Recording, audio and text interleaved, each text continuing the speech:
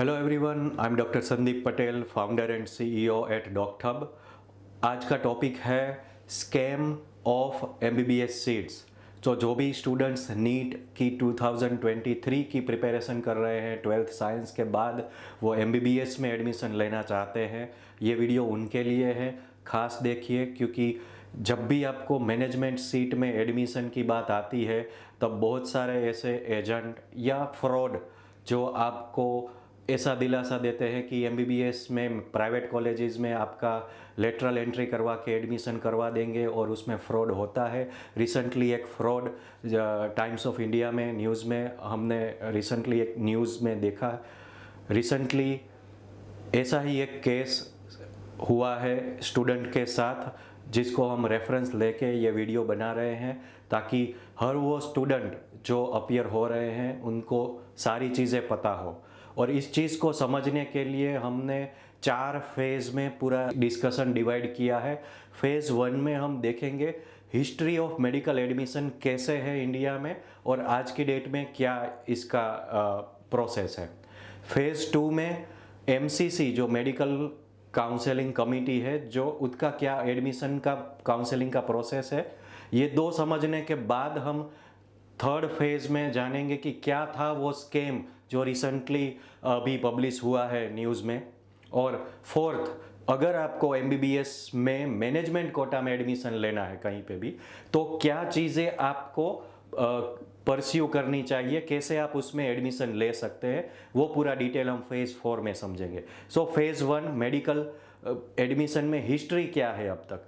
तो जब आप 90s, लेट 90s और अर्ली 2000 अप टू अराउंड 2005 तक आप देखोगे कि pre medical test PMT quota होते थे सारे गवर्नमेंट मेडिकल कॉलेजेस में, और उनकी एंट्रेंस एग्ज़ाम सेपरेटली होती थी पहले। बाकी के जो सीटें थी सारे स्टेट में डिफरेंट मेडिकल कॉलेजेस में स्टेट अथॉरिटी ही उसका एडमिशन करते थे। और उस टाइम पे फिजिक्स, केमिस्ट्री, बायोलॉजी और मैथ चारों सब्जेक्ट का मेरिट कंसीडर किया जाता था। प्राइवेट मेडिकल कॉलेजेस में जो एडमिशन है वो मैनेजमेंट और एनआरआई कोटा का एडमिशन पहले लोकली इंस्टीट्यूट बेस पे, इंस्टीट्यूट लेवल पे होता था। तो उस टाइम पे फीस नेगोशिएशन और क्राइटेरिया भी ऐसा था कि आपका मिनिमम 50% मेरिट होना चाहिए। 12th साइंस का कोई एंट्रेंस एग्ज़ाम नहीं थी और लोकली एडमिशन होता था। तो उस लोकली एडमिशन में कोई भी स्टूडेंट जो भी फीस डिसाइडेड है उसमें जो भी नेगोशिएशन करके उसका एडमिशन होता था।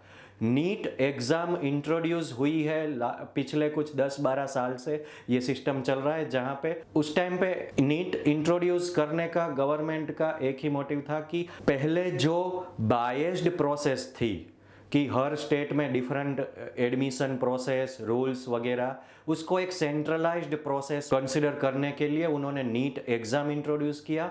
और जो भी एडमिशन होगी वो एक सेंट्रल मेरिट सिस्टम से सेंट्रल अथॉरिटी और स्टेट अथॉरिटी उसका एडमिशन करेंगे एमबीबीएस के सारे सीट कोटा पे। तो आज की डेट में ये सिस्टम है। फेज़ 2, तो अब अभी करंट क्या सिस्टम है। मेडिकल काउंसलिंग कमिटी एमसीसी है, वो उसका एडमिशन करते हैं। अभी there are 4 different types of medical colleges जो आपको समझना बहुत ही ज़रूरी है। एक है सेंट्रल गवर्नमेंट इंस्टीट्यूट, जो कि एम्स सारे इंस्टीट्यूट हो गए, जिपमेर, ये सब सारे इंस्टीट्यूट है। ईएसआई मेडिकल कॉलेजेस है, तो ये सारे सेंट्रल मेडिकल कॉलेजेस है जो सेंट्रल गवर्नमेंट द्वारा रन होते हैं। दूसरा है स्टेट गवर्नमेंट इंस्टीट्यूट्स, जो स्टेट अथॉरिटी और स्टेट गवर्नमेंट उनको ओन करती है। प्राइवेट मेडिकल कॉलेजेस जिनका एफिलिएशन पर्टिकुलर यूनिवर्सिटी में, स्टेट में एफिलिएशन है उसका, और डीम्ड यूनिवर्सिटी, 4 डिफरेंट टाइप के इंस्टीट्यूट्स रहेंगे। नीट एग्ज़ाम और उसका रिजल्ट डिक्लेयर होता है नेशनल टेस्टिंग एजेंसी। तो अभी आप 12th साइंस में हो और आप नीट एग्ज़ाम दोगे तो वो कंडक्ट होगा एनटीए के द्वारा। अब एनटीए है वो रिजल्ट शेयर करेगी मेडिकल काउंसलिंग कमिटी एमसीसी को। यहाँ से एडमिशन प्रोसेस शुरू होगा। एमसीसी है वो सेंट्रल मेरिट पब्लिश करेगी। पूरे इंडिया में जितने भी स्टूडेंट्स ने 12th साइंस के बाद नीट की एग्ज़ाम दी है सबका मेरिट लिस्ट निकलेगा और वो मेरिट लिस्ट शेयर होगा सारे स्टेट अथॉरिटी को। तो स्टेट अथॉरिटी भी अपने स्टेट का स्टूडेंट्स का merit list, general merit list बनाएंगे, यही सेंट्रल मेरिट को ध्यान में रख के। अब एडमिशन कैसे होगा? एडमिशन 2 कमिटियां करेगी। एक सेंट्रल कमिटी जो एमसीसी है वो पूरे इंडिया में जितने भी गवर्नमेंट मेडिकल कॉलेजेस है उनकी 15% सीट्स और 100% seats of central medical colleges और 100% सीट्स ऑफ डीम्ड यूनिवर्सिटीज़ की जो भी एमबीबीएस सीटें होगी वो एमसीसी के थ्रू एडमिशन होगा। और जो भी स्टेट की गवर्नमेंट मेडिकल कॉलेजेस है उसकी 85% सीट्स, प्राइवेट मेडिकल कॉलेजेस जो स्टेट में है उसकी 100% सीट्स एमबीबीएस की, उसका एडमिशन स्टेट अथॉरिटी कंडक्ट करेगी। और दोनों ही प्रोसेस में there will be 4 admission rounds, round 1, 2, round 3 जिसको मॉपअप बोलते हैं और राउंड 4 जिसको स्ट्रे वैकेंसी और इन पर्सन राउंड बोलते हैं। तो दोनों ही प्रोसेस में 4 राउंड होगा और रूल ऐसा है कि फर्स्ट राउंड ऑलवेज एमसीसी का होगा, उसके बाद स्टेट का राउंड 1, फिर उसके बाद एमसीसी राउंड 2 कंडक्ट करेगी और उसी के बाद ही स्टेट अपना राउंड 2 कंडक्ट करेगा। तो वाइस वर्सा इसी तरह से प्रोसेस चलेगा। अब एमसीसी का जो 4th राउंड है, जो स्ट्रे वैकेंसी राउंड है, उसमें रूल ऐसा है कि स्टूडेंट को लास्ट अपॉर्चुनिटी है चॉइस फिलिंग की अप टू राउंड 3।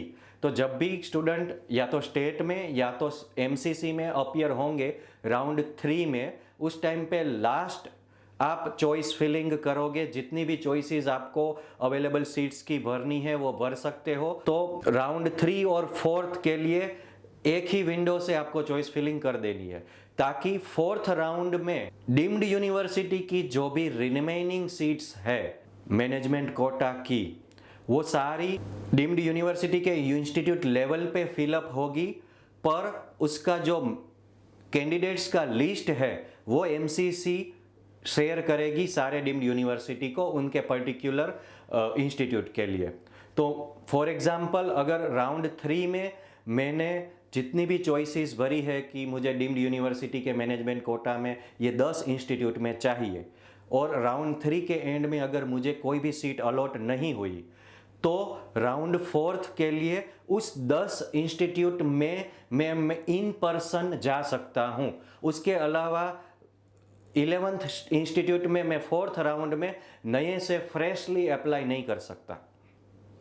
यहाँ तक क्लियर है?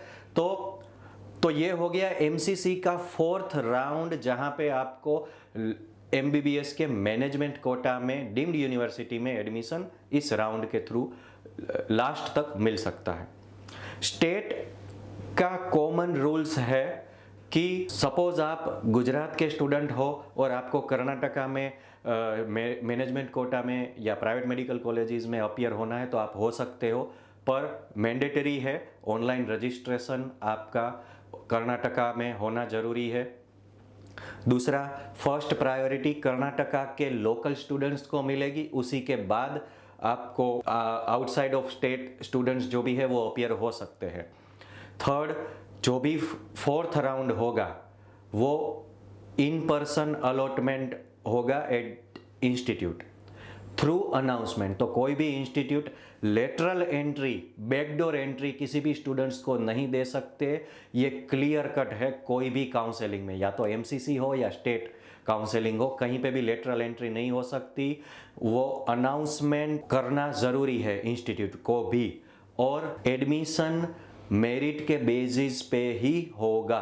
तो अगर स्टेट में लास्ट राउंड में आप स्ट्रे वैकेंसी में इन पर्सन भी जा रहे हो, तो सपोज एक प्राइवेट मेडिकल कॉलेज में 2 सीटें बची है, तो वो 2 सीटों के लिए अथॉरिटी ने, उस स्टेट अथॉरिटी ने प्राइवेट मेडिकल कॉलेजेस को अलाउ किया है कि आप लोकल लेवल पे सीट को अलॉट कर सकते हो, तो उस टाइम पे भी इंस्टीट्यूट को अनाउंस करना होगा न्यूज़ में कि 2 सीटों का एडमिशन होने वाला है इस डेट पे। जिस भी स्टूडेंट को इंटरेस्ट है वो वहाँ पे इंस्टीट्यूट में जाके अप्लाई कर सकता है। सपोज़ वो 2 सीट के लिए 10 एप्लीकेशंस आई तो वो 10 स्टूडेंट का लोकल ही इंस्टीट्यूट लेवल पे वो मेरिट करेंगे और मेरिट के बेस पे प्रायोरिटी मिलेगी स्टूडेंट को एडमिशन की। तो यहाँ तक आपको प्रोसेस पूरा क्लियर हो गया है। तो थर्ड फेज में अभी हम बात करेंगे कि व्हाट इज दिस स्कैम जो अभी हुआ है और उसमें रीजंस क्या होंगे, what could be the probable reasons to trap. तो अभी का जो स्कैम है वो हुआ है कि कोई डॉक्टर थे, उनके सन उनके एडमिशन के लिए एजेंट ने उनको अप्रोच किया, उनको 2 राउंड तक डीम्ड यूनिवर्सिटी में मैनेजमेंट कोटा में एडमिशन उनके मेरिट पे नहीं मिल पाया। तो फिर उसके बाद जो भी एजेंट ने उनको अप्रोच किया था उनको वो दिलासा दिया गया कि आपको हम एडमिशन करवा देंगे। दूसरी चीज़ उसमें ऐसे लिखी है कि उनको ऐसा कहा गया था कि 65 लाख पूरा MBBS कोर्स की फीस में हम आपका एडमिशन करवा देंगे।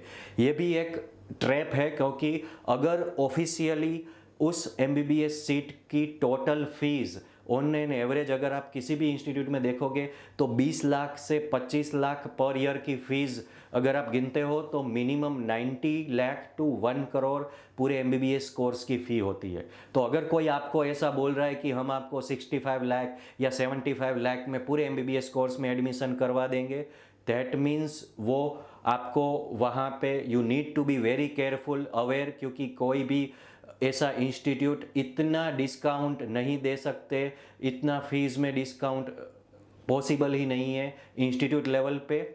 दूसरा, अगर कोई आपसे कैश मांग रहा है फीस, तो वो भी वहाँ पे संभल जाइए कि आप कोई भी इंस्टीट्यूट कैश में फीस नहीं रिसीव कर रही है। और इस केस में ऐसा हुआ कि फर्स्ट राउंड में उनको ऐसा बोला गया था कि 50% फीस आपको पहले देनी है एडमिशन से पहले। तो कैंडिडेट ने पहले 2 ट्रांजैक्शन, एक 10 लाख का था, दूसरा 8 लाख का था, वो ऑनलाइन बैंक के थ्रू ट्रांसफ़र किया। और सेकंड जो 12 लाख का ट्रांजैक्शन, 12 लाख रुपए जो उन्होंने पे किए एजेंट को, वो कैश में एजेंट उनके घर पे रिसीव करके गया है। और उनके बाद उनको बोला गया कि आपका admission so and so institute में हो गया है। जब वो उस इंस्टीट्यूट में गए तब वो ना ही उस कैंडिडेट का नाम एडमिशन लिस्ट में था और ना ही उनको कोई भी एजेंट के थ्रू कोई लीगली कुछ भी डॉक्यूमेंट या कुछ भी नहीं दिया गया था। तो ये चीज़ में आप समझ जाइए, क्योंकि कोई भी इंस्टीट्यूट, अगर इंस्टीट्यूट खुद अपने एंड पे एडमिशन या ऐसा कोई एश्योरेंस भी किसी स्टूडेंट को देना चाहे तो भी वो नहीं दे सकता। गवर्नमेंट की क्लियर गाइडलाइन है, MCC ने क्लियरली इंफॉर्मेशन बुलेटिन में सारे रूल्स डिफाइन कर दिए हैं कि कोई भी इंस्टीट्यूट 4th राउंड से पहले, मतलब राउंड 1, 2 और 3 कंप्लीट होने तक कोई भी इंस्टीट्यूट किसी भी स्टूडेंट को किसी भी तरह का कंफर्मेशन नहीं दे सकते अनलेस अथॉरिटी उनको अलाउ करे कि अब 4th स्ट्रे वैकेंसी राउंड में जितनी भी सीटें बची है उसके बेसिस पे आपको इंस्टीट्यूट को अलाउ किया जाता है कि आप अपने लेवल पे ये सीटें भरें, तभी इंस्टीट्यूट उसको फिलअप कर सकते हैं। और उसमें भी इंस्टीट्यूट को जो रूल्स मैंने जो बताए आपको, वो रूल्स उनको फॉलो करने हैं, मेरिट के बेस पे उनको एडमिशन करना है जितनी भी सीटें हैं उसमें। और अगर वो डीम्ड यूनिवर्सिटी है तो उनको जो लिस्ट दिया गया है MCC के थ्रू, स्टूडेंट का लिस्ट जिन्होंने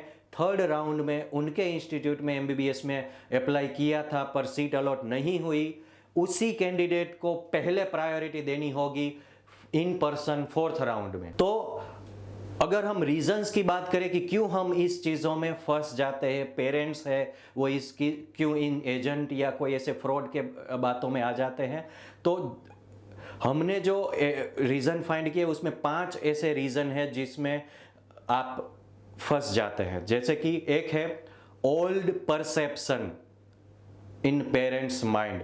ओल्ड परसेप्शन जो हमने फेज़ 1 में बात की, जहाँ पे पहले जो होता था इंस्टीट्यूट लेवल पे मैनेजमेंट कोटा, वहाँ पे फीस का नेगोशिएशन होता था इंस्टीट्यूट लेवल पे और वहीं पे वो कन्फर्मेशन देते थे। अभी भी कुछ बहुत सारे पेरेंट्स उस माइंडसेट से है कि अच्छा पहले होता था तो अभी भी होता होगा शायद, उनको ये चीज़ अपडेटेड नहीं है, नए रूल्स, तो वो हो सकता है। सेकंड है डेस्पिरेट। अगर स्टूडेंट और पेरेंट्स इतने डेस्पिरेट है एमबीबीएस में एडमिशन लेने के लिए कि आपको कुछ रूल्स जो एक्चुअल चीज़ें हैं, जो कोई फ्रॉड कर रहा है आपके साथ, कोई गलत चीज़ बता रहा है आपको, तो आप वो उसको आइडेंटिफाई नहीं कर पा रहे हैं क्योंकि आप बहुत ही डेस्पिरेट है। डेस्पिरेशन मीन्स कि आपको पता है कि किसी इंस्टीट्यूट में एमबीबीएस कोर्स की टोटल फीस 90 लाख रुपी है और कोई आपको फ़ोन में कहेगा कि हम आपको 60 लाख या 70 लाख में एमबीबीएस में एडमिशन दिला देंगे, तो आप झट से उनके मतलब, क्योंकि आप उनको सोच ही नहीं पाते, आप अपना फ़ायदा इतना आपको अट्रैक्ट करता है वो चीज़, डिस्काउंट, कि अच्छा ये 60 लाख में हो जाएगा, चलो एजेंट के थ्रू हम एडमिशन कर देते हैं, और फिर आप उसमें इस फ्रॉड में, इस टाइप के स्कैम में फंस जाते हैं। थर्ड है कि फाइनेंशियल कैपेबल। ऐसे पेरेंट्स जो फाइनेंशियली कैपेबल है ये फ़ीस पे करने के लिए, उनको ज़रूर ये चीज़ ध्यान में रखनी ज़रूरी है, क्योंकि एजेंट या जो भी ऐसे फ्रॉड है वो उनको पता है कि आप फाइनेंशियली कैपेबल है, मे बी आप डॉक्टर है या सीए है, कोई ऐसे प्रोफेशनल है, लॉयर है या बिजनेसमैन है, मतलब आप ये फीस अफोर्ड कर पाते हैं, आपके पास कैश होगा, तो उनको ये दिलासा देने में इजी हो जाता है कि सर आपको इतना कैश दोगे तो आपको हम एडमिशन में करवा देंगे, बैकडोर एंट्री करवा देंगे, ये सब चीज़ों में उसमें अगेन आप उनकी बातों में आ जाते हैं। फोर्थ, नॉट अंडरस्टैंडिंग रूल्स जो एमसीसी ने अपने मैन्युअल में दिया है, आपको थरली वो पढ़ना ज़रूरी है, समझना ज़रूरी है। और fifth, FOMO, fear of missing out. Agent आपको बोलेगा कि अगर आप अभी कंफर्म नहीं करोगे तो हम दूसरे स्टूडेंट को अपीयर कर देंगे और सिर्फ 2 ही सीट है जिसमें हम एडमिशन करवा पाएंगे, आपको जल्दी डिसीजन लेना होगा। इस टाइप का जो वो फोमो क्रिएट करते हैं, और आपका डेस्पिरेशन इतना होता है कि आप इस टाइप के डिसीजन ले लेते हैं शॉर्ट मेकिंग में। फोर्थ फेज, तो अब how to I get MBBS seat in management quota. जैसे कि हमने फेज़ 2 में बात किया कि आप 2 ही काउंसलिंग प्रोसेस है, एक स्टेट काउंसलिंग प्रोसेस, एक है एमसीसी का सेंट्रल काउंसलिंग प्रोसेस। तो सेंट्रल काउंसलिंग प्रोसेस में आपको ऑनलाइन चॉइस फिलिंग करनी है इन राउंड 1, 2 और 3, 3 चांसेस मिलेंगे। थर्ड राउंड के बाद ऑनलाइन चॉइस फिलिंग नहीं कर सकते आप, भले ही उसके बाद फोर्थ या stray vacancy round, in person round जो भी होगा, पर वो थर्ड राउंड में जो भी आपने चॉइस फिलिंग की होगी वही कंसीडर होगी। या तो ऑनलाइन काउंसलिंग हो रहा है या इन पर्सन डीम्ड यूनिवर्सिटी में जाके के भी काउंसलिंग होगा, तो भी आपका वो चॉइस फिलिंग ऑफ राउंड 3 ही कंसीडर होगा किसी भी। और राउंड 3 के बाद एनआरआई कोटा जो भी डीम्ड यूनिवर्सिटीज़ में है उसको कन्वर्ट कर दिया जाएगा मैनेजमेंट कोटा में। तो उसके बाद है स्टेट काउंसलिंग, जिसमें जो प्राइवेट मेडिकल कॉलेजेस है उनकी मैनेजमेंट कोटा की सीट में आपको एडमिशन मिल सकता है। You can also apply to other states ऐसे हैं जहाँ पे, जैसे कि राजस्थान है, कर्नाटका है, जहाँ पे प्राइवेट मेडिकल कॉलेजेस ज़्यादा है, और बाहर के स्टूडेंट भी, अदर देन राजस्थान स्टूडेंट्स भी बहुत सारे वहाँ पे एडमिशन लेते हैं। तो उसमें 3 चीज़ें आपको ध्यान में रखना ज़रूरी है। जिस भी स्टेट में आपके स्टेट के अलावा, जैसे कि आप गुजरात के स्टूडेंट हो तो आप गुजरात में तो ऑनलाइन रजिस्ट्रेशन करोगे ही, उसके अलावा जिस स्टेट में आपको अपीयर होना है मैनेजमेंट कोटा के लिए, जैसे कि राजस्थान है, कर्नाटक है, उसी सभी स्टेट में आपको अलग से उसके स्टेट में ऑनलाइन रजिस्ट्रेशन करना होगा। दूसरी, आफ्टर थर्ड राउंड स्टेट का जो भी काउंसलिंग का होगा, सारे स्टेट अथॉरिटी के डिफरेंट रूल्स है। जैसे कि गुजरात में ऐसा है कि गुजरात की स्टेट अथॉरिटी ही सारी एमबीबीएस सीटों का एडमिशन करते हैं। तो फोर्थ राउंड हो या तो in person stray vacancy round जो भी होंगे वो सब अथॉरिटी के थ्रू ही होंगे। अथॉरिटी कोई भी सीट्स का एडमिशन प्राइवेट इंस्टीट्यूट्स को फिलअप करने के लिए अलाउ नहीं करते हैं। पर अगर आप राजस्थान की बात करें तो राजस्थान में ऐसा होता है कि थर्ड राउंड के बाद अथॉरिटी जो भी रिमेनिंग सीट्स है प्राइवेट मेडिकल कॉलेजेस की, वो प्राइवेट मेडिकल कॉलेजेस को उनके लेवल पे फिलअप करने के लिए अलाउ करते हैं। उसमें कुछ रूल्स जो हमने बताए वो उनको फॉलो करने हैं और उसके बेसिस पे उनको एडमिशन करना है रिमेनिंग सीट्स के लिए। ऐसे ही कर्नाटका में कुछ रूल्स होंगे उनके अथॉरिटी के, तमिलनाडु है, तेलंगाना है, सारे स्टेट के अथॉरिटी के उस तरह से रूल्स होंगे। कोई स्टेट अलाउ करता है इंस्टीट्यूट को उनके बेसिस पे एडमिशन करना, कोई स्टेट है वो खुद से ही सारी सीट का एडमिशन करते हैं। तो आपको उस रूल्स के अकॉर्डिंग फॉलो करना होगा। और जब भी आप फोर्थ राउंड में और स्ट्रे वैकेंसी राउंड में मैनेजमेंट कोटा में एडमिशन के लिए जाते हैं तो वहाँ पे आपको फीस का डिमांड ड्राफ्ट के साथ जो भी डॉक्यूमेंट्स है, एफिडेविट्स है, वो सब प्रिपरेशन के साथ जाना ज़रूरी है, क्योंकि आपको वहीं पे कंफर्म करना होगा फीस दोगे आप। जनरली फीस है वो फर्स्ट ईयर की फीस का डिमांड ड्राफ्ट आपको वहाँ पे करना होगा, तभी आपको एडमिशन कंफर्मेशन देंगे, या जो भी उनकी जो फीस की जो रूल्स है वो आपको फॉलो करनी होगी। सो इसी तरह से आप एमबीबीएस में मैनेजमेंट कोटा में अपीयर हो सकते हैं और यही एक लीगल वे है, थरो वे है। किसी भी फ्रॉड और किसी एजेंट के बातों में मत आइए कि वो आपको दिलासा दे रहे हैं कि हम आपकी फ़ीस कम करवा देंगे, बैकडोर एंट्री करवा देंगे। कोई भी बैकडोर एंट्री नहीं है। कोई भी स्टूडेंट किसी भी काउंसलिंग में ऑनलाइन रजिस्ट्रेशन के बिना, विदाउट रजिस्ट्रेशन उसका एडमिशन कंफर्म नहीं हो सकता। और कोई भी एजेंट अपने बेसिस पे कंफर्मेशन वर्बली देगा वो भी कंसीडर नहीं होगा। वो ऑब्वियस चीज़ है। इंस्टीट्यूट बात कीजिए, अगर कोई भी प्राइवेट इंस्टीट्यूट में आप इंटरेस्टेड हो तो वहाँ पे विजिट कीजिए, उनके एडमिनिस्ट्रेशन मैनेजमेंट को मिलिए कि अगर हमें एडमिशन लेना है तो किस तरह से प्रोसेस है। वो खुद आपको बताएंगे कि फोर्थ राउंड के बाद अगर अथॉरिटी हमें रिमेनिंग सीट्स के लिए एडमिशन के लिए अलाउ करेगी तब हम अनाउंसमेंट करेंगे, उस टाइम पे आप अपीयर हो सकते हो। वही चीज़ आपको मैनेजमेंट वहाँ पे बताएगी, पर आपको वहाँ पे कॉन्टेक्ट करना पड़ेगा। चीज़ों में, रूल्स में डीप में अंडरस्टैंडिंग करनी होगी। So wishing you all the best, all the 12th science student appearing for NEET 2023। See you और stay tune with doctor hub for ऐसे ही हेल्थ केयर करियर और प्रोफेशनल अपग्रेड के लिए। और अगर आप इस टाइप के स्कैम में या इस टाइप के किसी फ्रॉड में फंसे हैं और तो आप प्लीज़ कमेंट बिलो, ताकि दूसरों को भी इस चीज़ का पता लगे और हम लोगों को, स्टूडेंट्स को अवेयर कर पाए कि आप इसमें ना फंसे। Thank you.